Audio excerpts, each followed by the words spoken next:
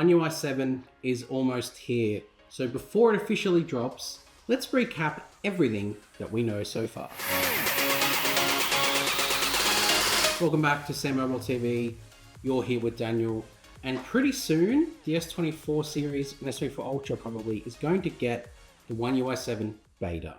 In fact, according to leaks from notable leaksters, and you can check this on our internet as well, November 17th is the date that we should be looking forward to seeing the beta dropping.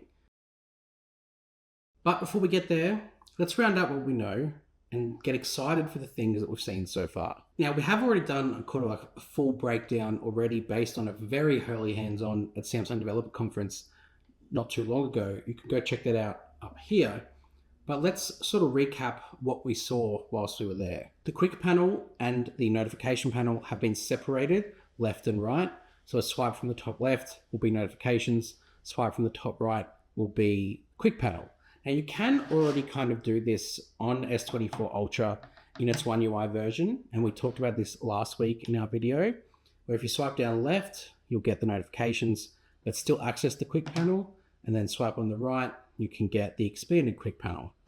The camera experience is going to change in that we are now actually going to get all of the controls down the bottom instead of these controls up the top. So they'll move and make everything one-handed, which is really nice. But go and check that out because it is a bit more comprehensive and we dive a bit deeper. But as the last few weeks have shown, everything can change. The first thing is the release. We have heard that Samsung are bringing it next week in beta form. So we will get hands-on and, like I said, hit subscribe because we will dive deep into everything that has changed with the new version. Officially still going to be launching with the flagship S25 next year when that launches, but at least we'll get an early look as to some of the changes via the beta. Now, in terms of new features that have been updated or changed in recent weeks, we have seen a leaked screenshot of the quick panel and some new brightness and music control sliders.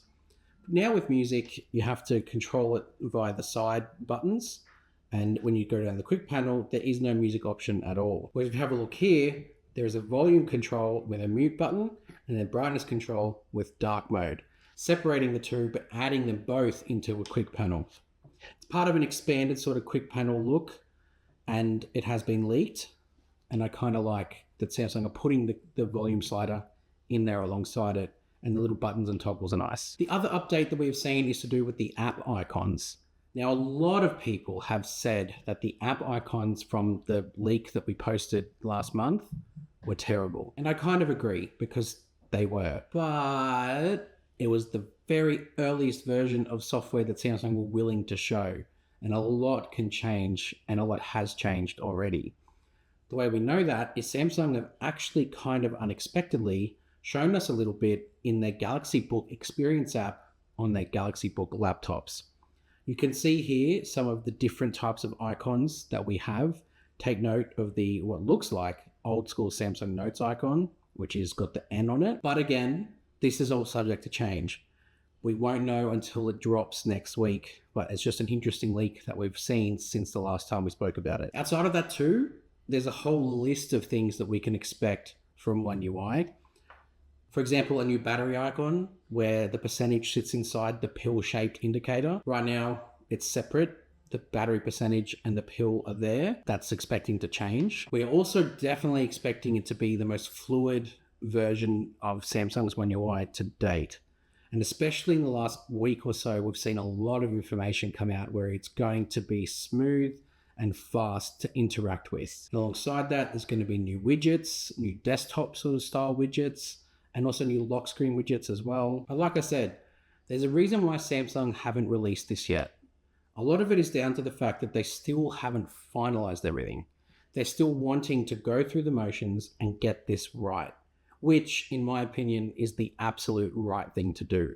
For too long, Samsung have felt, I guess, under pressure to release their software earlier and earlier. And I think as time has gone on, that has meant that things aren't maybe as fully optimized when they first launch, and then it ends up not being the best version of software it could be until months later.